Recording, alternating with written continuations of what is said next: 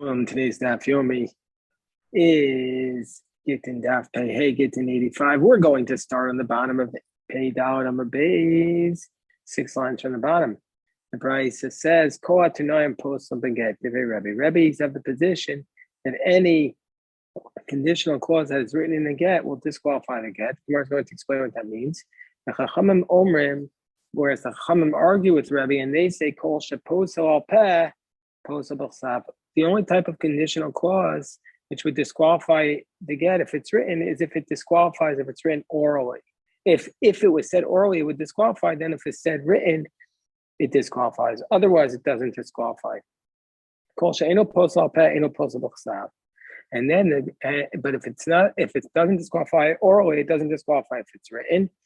The word chutz, which we had already on Pei Gimel Amud Aleph, that word would except sheposel al peh, which the Chachamim say disqualifies if it's said orally, posel b'chsav. That disqualifies if it's written into the get. But almanas, but on the condition she'eno posel al peh, which does not disqualify orally, eno posel b'chsav, does not disqualify if it's written. So Amar Rabbi Zera, Rabbi Zera comes to explain this dispute between Rebbe and the Rabbanan and Machlokes of Nei Torah. There's two parts to the get. There's the Torah, which is the unique part of the get, the date and the names, and then there's the Tofes, which is the template of the get. So Rabbi Zera says the Machlokes, this dispute between Rebbe and the Chachamim, is where it was written before the Torah. That's where Rebbe Savar Gazrinon Almanas Atu Chutz. There, Rebbe says you can't even write Almanas in the get because you might come to write Chutz before the Torah, and that would disqualify it. The Rabbanan Savri, the rabbis say, Lo Gazrinon Almanas Atu Chutz. No, Almanas is allowed before the Torah, but Chutz is not allowed before the Torah. And so, therefore, that's the dispute. That's the Machlokes. But if it was written after the Torah was already written, then divrei kol kosher. According to Rabbi Zera, if it was written after the Torah, then under those circumstances, if it was written after the Torah, everybody is going to say it's kosher, even though it has a conditional clause written in it.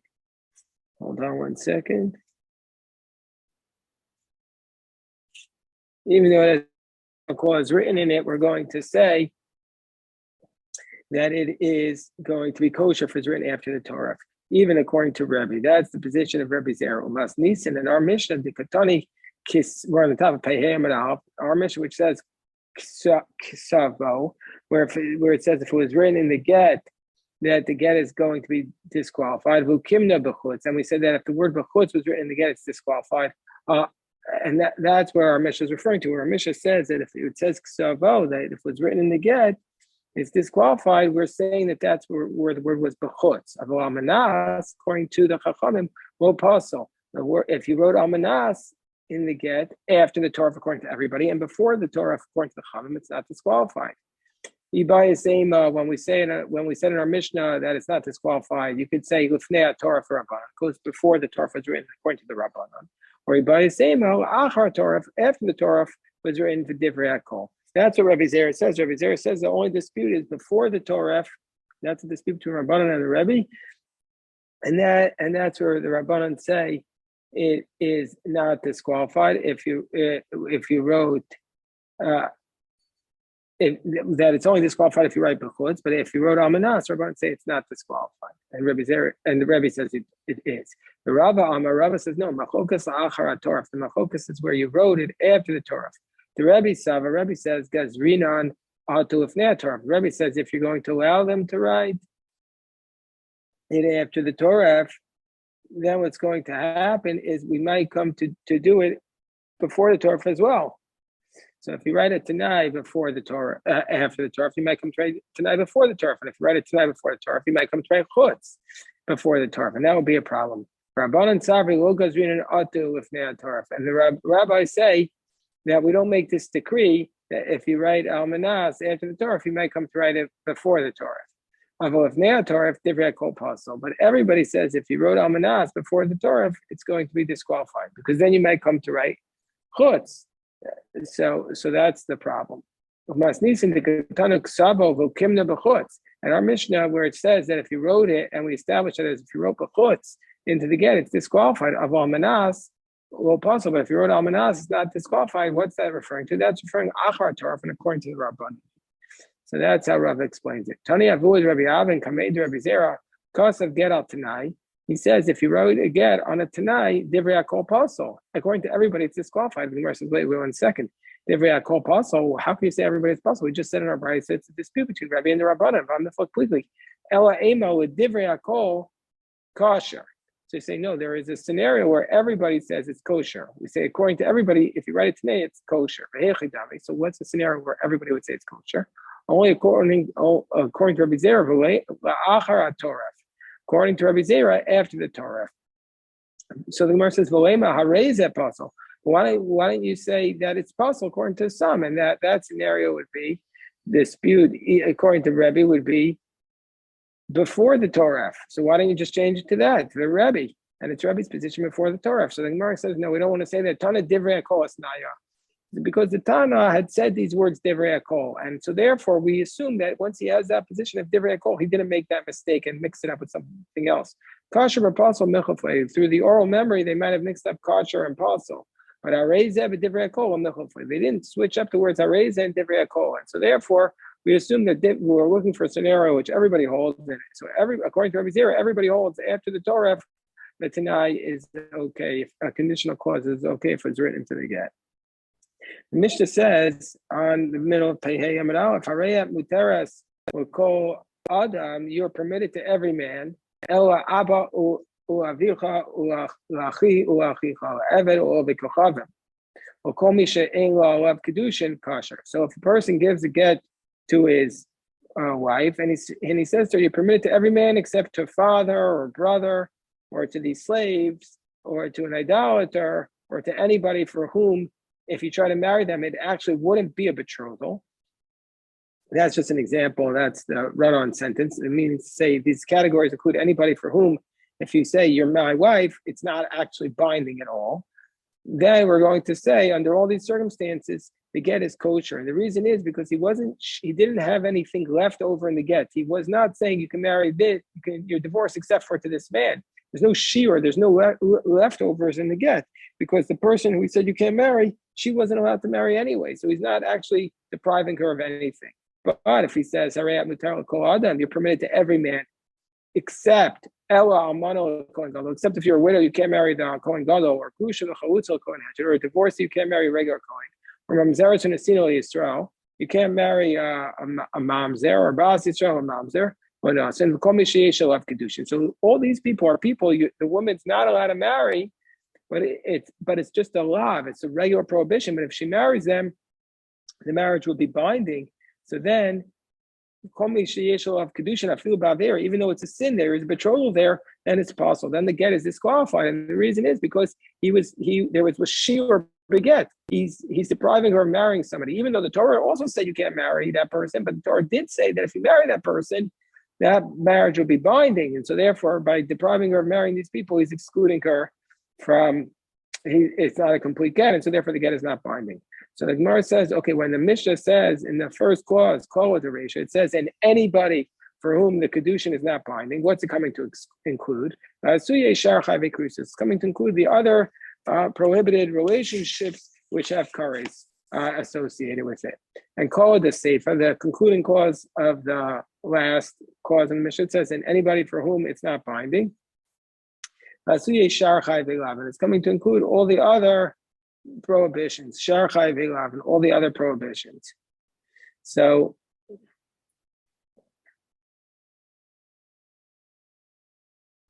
V'amine Rava mi Rav Nachman. So Rava asked the following question from Rav Nachman. Chutz mi kedushay katan ma'hu. Let's say he says to her, you can marry everyone except for a minor. So a minor, if the minor tries to betroth her, it actually wouldn't be binding anyway. Do we say mi amin and hashta mi alav baravai? Well, right now the minor is not binding and not able to marry her, so he's not excluding anything. Odilma also qualify, or maybe the minor will eventually be able to marry her, so then it will be binding. So Amarei Tanisua, we learned this so he says the answer is Tanisua. We learned this in the Brisa. And what does the Brisa say? Katana misgareshes bekidushe avia. He says a minor becomes divorced with the betrothal of her father. So we see from here that if a minor, that the minor becomes divorced with the betrothal of her father, meaning to say, even if the father betrothed her to a man, and so that was a complete kedushin, and if she accepts the get after the death of her father, then she's going to be able to be divorced. Now, so under these circumstances, but why is she able to be divorced like that way? Don't we require the divorce in the same way that the betrothal took place, the meaning of biblical divorce? Because the minor girl will eventually be able to do a betrothal. And so therefore we look where she's able to receive the divorce. So since later on she'll be able to, so therefore, in this case as well, this minor will eventually be able to become part of a betrothal. And so therefore we do consider this as though he's left something over in the get, and so therefore she wouldn't be divorced if he said to the exclusion of a minor. With the exception of those who are going to give birth, I mean those who are going to be born. Right now, nobody's born. Or maybe they will become born. So what we learned this in our Mishnah, then we're going to say it's not a valid get. And if you say, well, we look at the future when an idolater and a slave, they could convert easily. Hanach, Gemara says no, but Hanach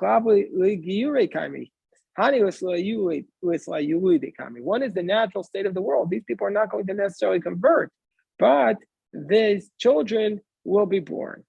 Well, what about chutzmi balachos? He says you can marry everybody except for the husband of your sister. The husband of your sister is prohibited to her as long as her sister is alive. But after her sister dies, she can marry the husband of her sister. Mao, do we say well, right now she can't marry him, so he didn't leave anything over in the get. Or sometimes the sister will die and then she'll marry him. So we learned this from our Mishnah that if he tries to marry, say, exclude a slave or an idolater, we're going to say it's a valid divorce. So we see from here, but they could convert, and yet we're going to still say it's a valid divorce. And says, well, it's different. It's not common that you're going to convert, but misa shlicha, it's much more common that people die than they convert. Let's say he says you can get divorced chutz nusech, but you're not allowed to have znus outside of marriage. Mao b'nisuin haloshir, so he didn't leave over anything with respect to marriage. O dilma shir b'bia, or maybe he's prohibiting her from having relations with anybody, so he has left something out.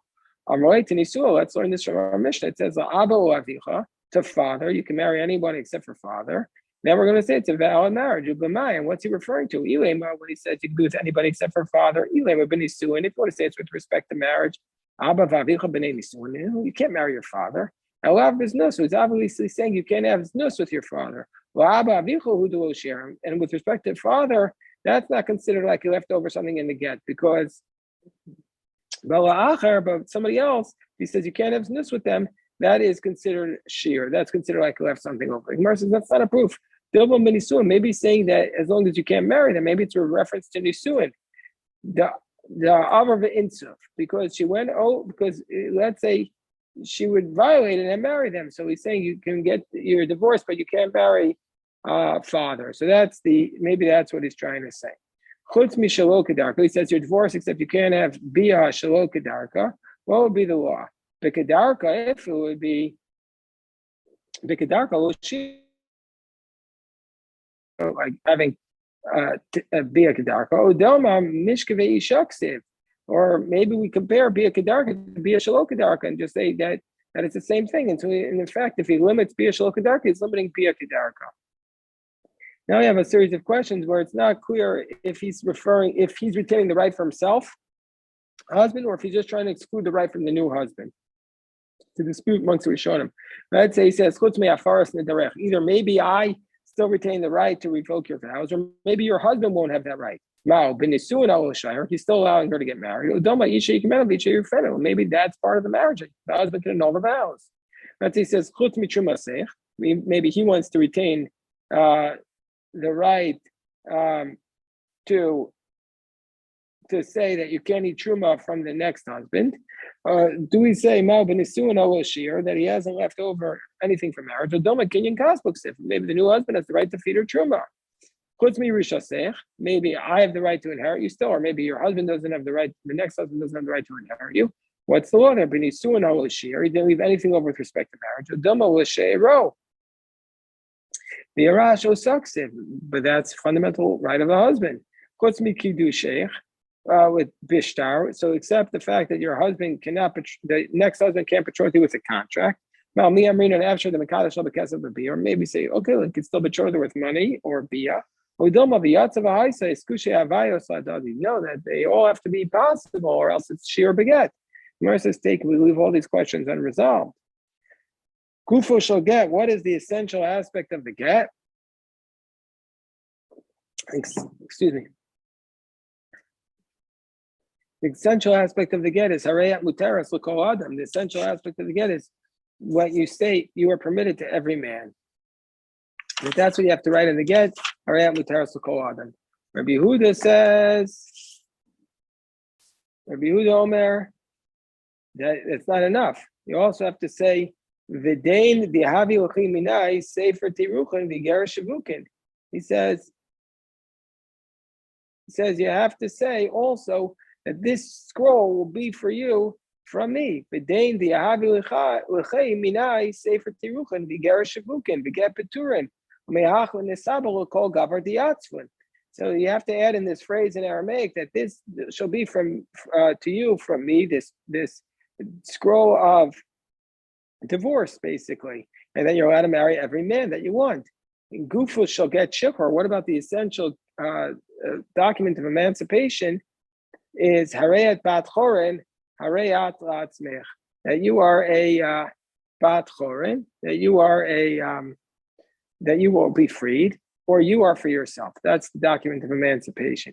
So the Gemara says, Pshita, well, it's obvious that if the person is divorcing his wife, says to her, Amar lo isho harayat bat chorin, that if the man is divorcing his wife, says to his wife, you are free, well, it's obvious lo amar v'lo klum. It's obvious that he said nothing to her, because by gerushin, it's not, by divorce, we don't use an expression of freedom, because obviously she was a free person before that. So, but Amar Lav was Shivchaso Harayat Muteras L'Kol Adam, and if he says to his maid, his female slave, you're permitted to every man, well, Amar Klum, he said nothing, because he hasn't released her from having to do work for him. And so since he's his Shivcha, since she is his Shivcha, he has not freed her to be free under those circumstances. Let's say Amar Lo Isha, let's say he says to his wife, Harayat La'atzmech, you're for yourself, Ma. He's saying basically, I'm divorcing you. Or maybe he's saying you just get to keep your work, and it's not a divorce. So let's learn a proof from our Mishnah. The Tanan, we learned the proof from our Mishnah. Gufo shall get shichror, that the essential aspect of the get shichror is harayat bat chorin. The essential aspect of the get shichror is you are a free person, harayat la'atzmech, or you are for yourself. Uma avda dekane gufa, just like a slave, and he actually owns the slave's body. Ki amarle harayat la'atzmach kane gufa. When he says to her, "You're for yourself," she acquires everything. Isha do kane gufa. Ish, the woman, the wife, he doesn't actually obviously own the wife. Well, kol shekein, for sure, she's going to be released from the marriage when he says that phrase, Harayat La'atzmech. Amalei Ravina Ravashi, so Ravina says to Ravashi, Amalei La'avdo Eli Asek B'cha, so Ravina says to Ravashi, if he says to his slave, I have no business with you, Ma, what will be the law there? Let's say he says to his slave, I'm no more business with you as a slave freed. So Amalei Rav Chanin or Ravashi, Amalei Rav Chanin Mechuzino or Ravashi Tashma, I'll bring you a proof from the Brisa, because it says Mochar Avdo Ovikuchavim Yatzol Cheres V'Tzarach Get Shechor, that somebody who sells a slave to an idolater, the slave goes free, and he requires a document of emancipation from Meirab Rishon, from the first master. So Amar Rav Shimon Gamliel, B'med Var Mamurim. When do we say this? Shelo Kasav Lavono, where he didn't write a document to him. Because of Lavono, but if he had written a document to him when he sold him to the slave, Zer Shachruro, that's his document of emancipation. And my owner, what is this What is this owner? Rav Sheshes, the Kasavai, he writes to him, look at Shetivarach Mimenu, when you run away from that guy I sold you to, Eli Asek B'cha, I have no business with you. So we see that the word Eli Asek B'cha is an expression of freeing the slave. That that's what you have to add into to get this phrase. It's not enough to say you are permitted to every man, but my commit, okay? So what's a dispute? So going back to Nadarim, there's something called a yad, which is like a partial phrase, which it is partial. It's not like it's a partial phrase, and we think we know what the whole phrase means to be saying. So the question here is a dispute if the Rabbanan Safra Yadayim She'em Achuchos Hav Yadayim, that even though the partial phrase, which is called the Yad, even though it's not 100% clear what it means, but we think we know what it means, is if that's going to be sufficient. So the Rabbanan say, because he say you're permitted to every man, it means everything else that Rabbi Yehuda says you have to say explicitly. Whereas Rabbi Yehuda's other position, he says, no, you have to be overly explicit. And so therefore we have to add in this extra phrase. So the Gemara says, okay, now what does Rabbi Yehuda require? It says Vidan. It says he has to say specifically that you have to say, and this, which means to say Vidain, which becomes clear that this is your bill of divorce of a low cost of Vidain. But if you wouldn't write this phrase, Amr b'dibure garsha, we might have said, listen, he's just divorcing her with the words Ushtara Raya Ba'amar, and this document is just a proof to the fact that he divorced her with the words. And obviously that's not sufficient, because the Torah says we need to give her a get and not words. And so therefore he has to write, and this is the get. That's the point. Amar Abaya, I mind the cost of Gita. So the Abaya says when a man writes a get, well, lichtov v'dain. He shouldn't write v'dain with yud. The mashma v'din, it would imply judgment. Ela v'dain, meaning this. Well, lichtov igeret without the yud. The mashma, he shouldn't write igeret with a yud. The mashma igeret, which would imply like a roof. Ela igeret without a yud, which would be a scroll. Well, lichtov lim hach. The mashma lim hach. He shouldn't say the words lim hach, which would imply from me to you. Which would imply laughter.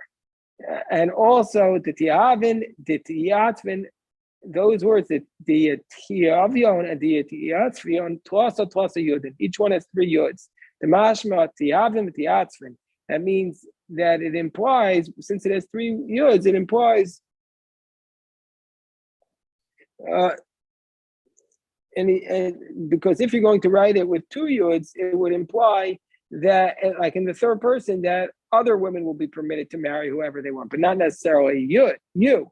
The lorke lavav de teruchen, and you have to make sure that you lengthen the vav of the word teruchen, because if you don't lengthen the vav, you're going to be concerned that longer vav or vav de shavukin, and the vav of shavukin, the mashma tarichen ushavikin.